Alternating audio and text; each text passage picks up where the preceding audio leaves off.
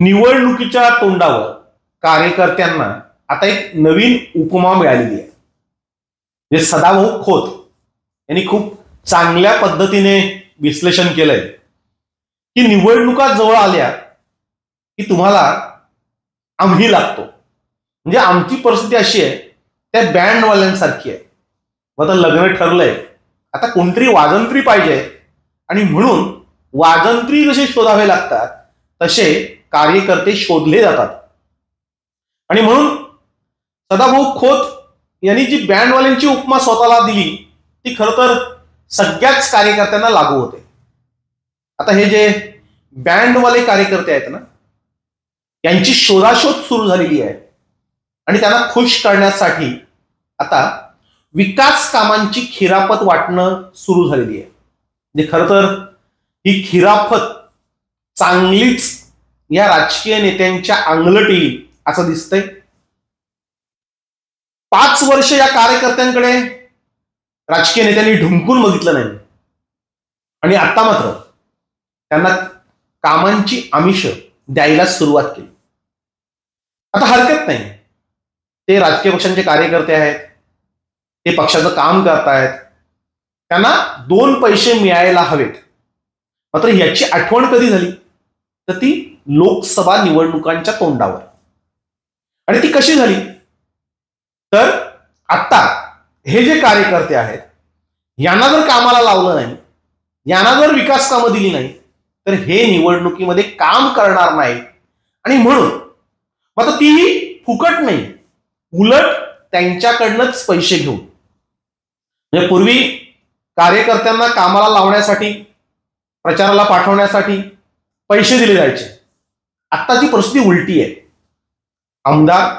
आमदारची माणसं, खासदाराची माणसं, तालुका प्रमुख असतील, प्रमुख पदाधिकारी असतील, हे विकास कामं घेऊन बसलेत आणि 5-5, 10-10% घेऊन कामांची खिरापत वाटतायत.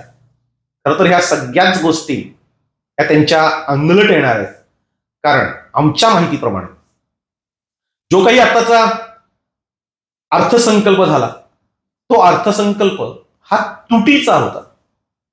आणि तुटीचा अर्थसंकल्प असतानाही हजारो कोटी रुपयांचा निधी या विकास कामांसाठी मंजूर केल्याचं दाखवलं गेलं. आता हे पैसे हे आणणार कुठून हा मोठा प्रश्न आहे. मात्र त्याची फिकीर सध्याच्या सत्ताधाऱ्यांना नाहीये. ते नंतर कोणाचं सरकार येणार आहे ते बघतील. आता काय करायचं ते आपण करू. नंतर आपला स्वार्थ साधून झाला की जे काही सरकार येणार असेल, जे कोणी मंत्री धावणार असतील ते त्या कामांच्या संदर्भात पाहतील. आणि म्हणून आता जे कोणी मंत्री आहेत, आता जे कोणी अधिकारी आहेत, हे उद्या असतीलच अशातला भाग नाही. आता जे 5 ते 10% प्रमाणे पैसे घेतले जातात, जे काही राजकीय पक्षांनी 5%, 6%, 7% असे पैसे घेऊन कामं मंजूर करून आणायला सुरुवात केली. आता ही कामं कोण मंजूर करतंय? एक तर मंत्री, मंत्र्यांचे अधिकारी, आणि त्यांची सगळी टक्केवारी वाटून झाल्यानंतर ती कामं मंजूर होऊन येतात, प्रशासकीय मान्यता मिळते. प्रत्यक्षात ते कार्यकाम जे त्या कार्यकर्त्याला मिळेल त्याची कुठलीही गॅरंटी नसते. पहिली गोष्ट, ते काम मिळेल का? ते काम मिळाल्यानंतर जी काही टक्केवारी वाटावी लागते ती टक्केवारी वाटून आपल्याला काही मिळेल का याचा विचार आता कार्यकर्त्यांनी करायला हवा. आणि म्हणून त्यांना सावध करण्यासाठी आजचा व्हिडिओ आहे. जे माझ्या हातामध्ये पुरवणी बजेट आहे आणि याच्यामध्ये कामं जी मंजूर झाली म्हणजे फक्त वाडा तालुक्यामध्ये 2076, म्हणजे पालघर आणि ठाणे जिल्हा सोडून द्या, एका वाडा तालुक्यामध्ये 2076 कामं मंजूर आहेत. म्हणजे आमच्याकडे ग्रामपंचायती ज्या आहेत त्या प्रत्येक ग्रामपंचायतींमध्ये स्वतः 84 ग्रामपंचायती आहेत, 170 गाव आहेत. म्हणजे प्रत्येक गावामध्ये 15-15 कामं ही होणार आहेत. आता ते होतील का याची कसलीही गॅरंटी नाही. कारण याच्यामधली जवळपास 75% कामं ही रद्द होणार आहेत. ती रद्द का होणार आहेत तर कामं पुन्हा पुन्हा आलेली आहेत. म्हणजे आदिवासी विकासला तेच काम आलंय, ग्राम विकासला तेच काम आहे, बजेटमध्ये तेच काम आहे. फक्त नावांची आदलाबदल आहे.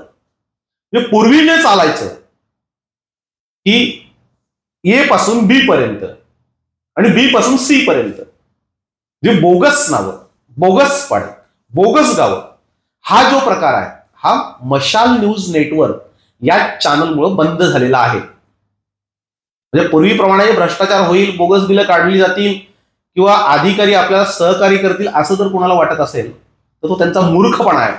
आणि म्हणून कार्यकर्त्यांनी सावध व्हायला हवं.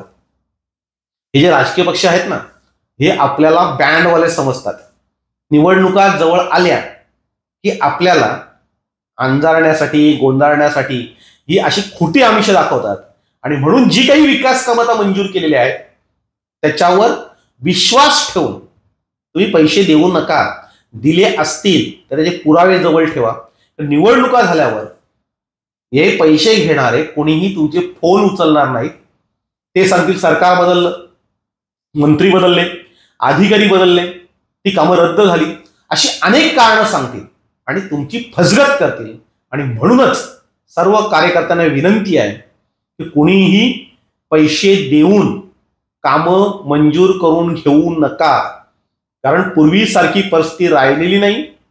आत्ताची परिस्थिती खूप वेगळी आहे आणि 40% वाटून, म्हणजे खरं तर आता मंत्रालयामध्ये 6%, 60% वाटलेत, दिलेत असं सांगितलं जात आहे.